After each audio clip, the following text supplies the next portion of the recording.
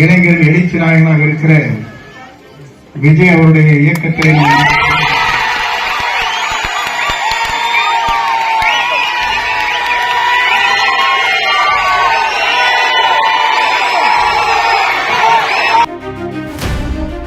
முப்பதாம் தேதி இங்கே ஒரு கூட்டம் ஒன்று நடைபெற்றது. செங்கோட்டையனுக்கு பின்னாலே ஒருவர் கூட இல்லை என்றார். இங்கே பாருங்கள் எவ்வளவு பேர்.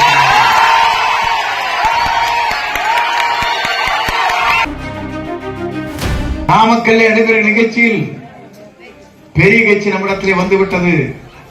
அங்கே கொடி அசைத்துக் கொண்டிருக்கிறார்கள். பாருங்கள், பிள்ளையார் சொல்லி ஓட்டு விட்டது சொன்னார்கள். இப்போது பிள்ளையார் சொல்லி அல்ல, வேறு சொல்லி போடப்பட்டிருக்கிறது. எல்லோரும் நினைக்கிறார்கள் கடலை நம்மை தள்ளிவிட்டதாக சொன்னார்கள். நான் கப்பலில் ஏறி வந்து விஜயை சந்து கொண்டிருக்கிறேன். நீங்கள் நமக்கு சின்னம் கிடைக்கப் போகிறது எனக்கு தெரியும். ஆனால் வெளியே சொல்லக்கூடாது. ஆணை வரும் வரையிலும் அந்த சின்னத்தை பார்த்ததற்கு பிறகுதான் நாடே வியக்கப் போகிறது, நாடே அஞ்சப் போகிறது. ஏன் என்று சொன்னால் இவரை வெல்வதற்கு இனி தமிழகத்திலே எந்த 50 ஆண்டு காலம் இயக்கத்திற்காக உழைத்தேன். இப்போது இளைஞர் எழுச்சி நாயகனாக இருக்கிற விஜய் அவருடைய இயக்கத்தில்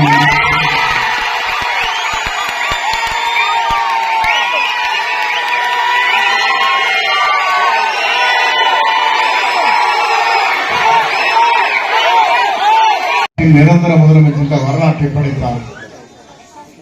புரட்சித் தலைவருடைய வழியில் புரட்சித் தலைவர் அம்மா அவர்கள் பல்வேறு திட்டங்களை தமிழகத்தில் நிறைவேற்றி நாம் நம்முடைய தாயை மட்டும்தான் அம்மா என்று அழைப்போம்.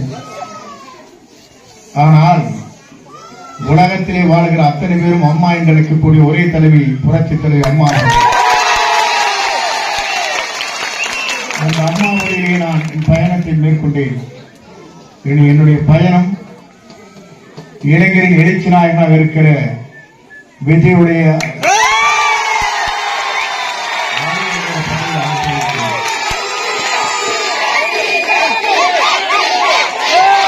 எல்லோரும் நினைத்தார்கள். உங்கள் நல்லாசையோடு உங்கள் ஆதரவோடு அந்த பணியை நான் நிறைவேற்றி வருகிறேன். என்னோடு இங்கே வருகின்ற நாடாளுமன்ற உறுப்பினர் இன்று ஒருமனதாக நாளை ஆட்சி மாற்றத்தை நாம் எதிர்பார்த்துக் கொண்டிருக்கிறோம். இங்கே சில பேர் வந்தார்கள். நான் அதைத்தான் இன்றைக்கு சொன்னேன். ஒரு நாள் ஒருவரை ஏமாற்றி விடலாம், பல நாட்கள் ஏமாற்ற முடியாது. புரட்சித் தலைவர் அதைத்தான் சொன்னார்.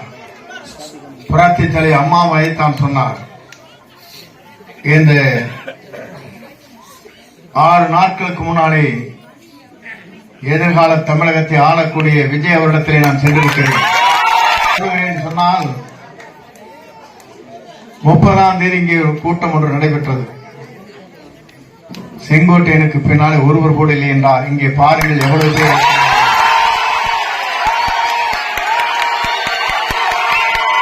ஒரு சட்ட திருத்தத்தை கொண்டு வந்தேன். 8ஆம் வகுப்பு முடித்திருந்தால் மட்டும்தான் லைசன்ஸ். இந்த புனித பெயரை வைத்திருப்பது புரட்சித் தலைவர் எம்ஜிஆருடைய புனித பெயர். மக்களுக்காக வாழ்ந்தார், மக்களோடு திட்டங்களை நிறைவேற்றினார், தாயுள்ளத்தோடு எல்லோரையும் வாழ வைத்தார். அம்மாவும் அதைத்தான் செய்தார்கள். நாளை நம்முடைய இளைஞரின் எழுச்சி நாயகனாக இருக்கிற விஜய் அவர்கள் அதை செய்ய போகிறார். எல்லோரும் நினைத்தார்கள் என்னை இந்த இயக்கத்தில் இருந்து நீக்குவது மட்டுமல்ல, இந்த இயக்கத்திலே மட்டுமல்ல உங்களுக்கு உழைப்பதை இருந்து என்னை அந்த இடத்திலே இடர்பாடுகளை உருவாக்க வேண்டும் என்று சில பேர் கனவு கண்டார்கள். இனி செங்கோட்டையின் மேலே வர முடியாது என்று நினைத்தார்கள். அன்றைக்கு கூடிய கூட்டம் 5000 பேரை கூட்டுவதற்கு 1 கோடி ரூபாய் செலவு. ஆனால் 1 ரூபாய் கூட செலவு செய்யாமல் இன்றைக்கு 5000 பேருக்கு இருக்கிறீர்கள்.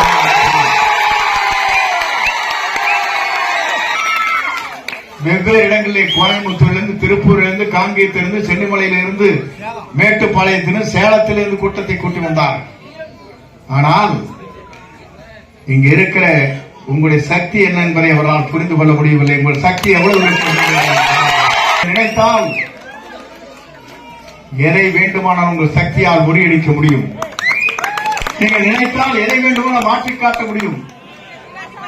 ஆனால் புரட்சி தலைவருடைய அம்மாவுடைய தயவால் ஆட்சி கட்டளை அமர்ந்தவர்கள் பலமுறை அவர்கள் தேர்தலில் இங்க இருக்கிற தேர்தலில் இருக்கின்ற போது வெற்றி என்ற இலக்கை எட்ட முடியவில்லை.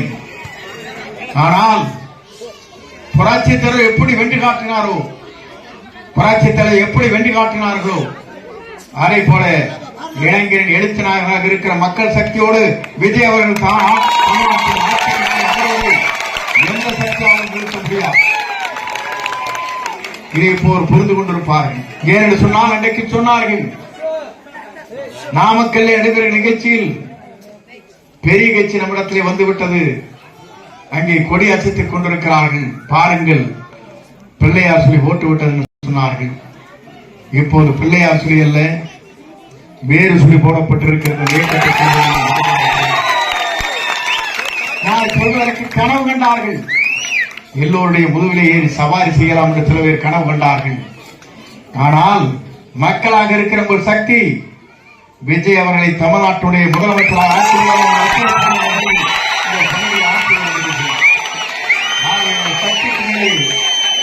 யாரும் தடைபோட்டு நிறுத்த முடியாது. இந்திய நாட்டின் வரலாற்றில் ஒரு பெரும் மாற்றத்தை உருவாக்குகிற சக்தியாக இந்த எம்ஜிஆர் ரகம் அமைய போகிறது. யார் வந்தாலும் அந்த ஆலயத்திற்குள்ளே நான் இருந்துவிட்டு செல்ல வேண்டுமே தவிர மற்றொரு இல்லத்திற்கு சென்று பேச இயலாது. கட்டுப்பாடு என்பது இங்கே தான் இருக்கிறது.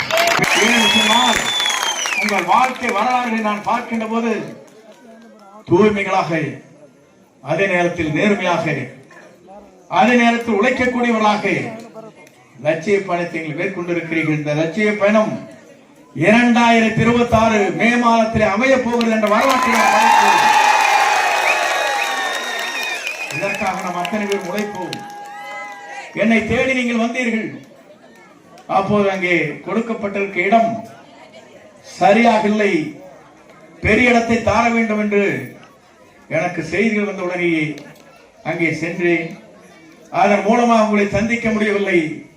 எங்கள் இல்லத்திற்கு வந்தீர்கள், அலுவலகத்திற்கு வந்தீர்கள். அதற்கு கோடான கோடி நன்றி வணக்கம்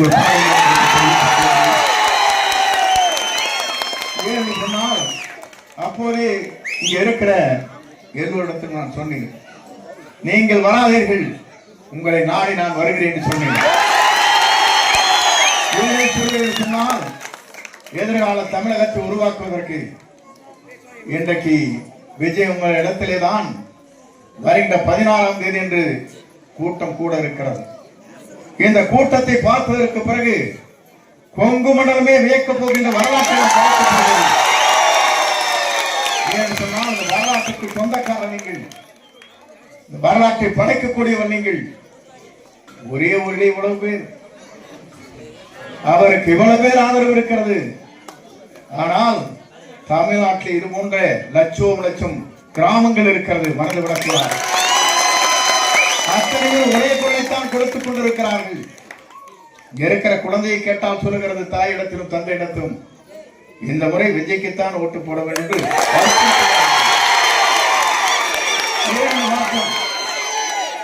ஆண்டவர்களே ஆள வேண்டுமா?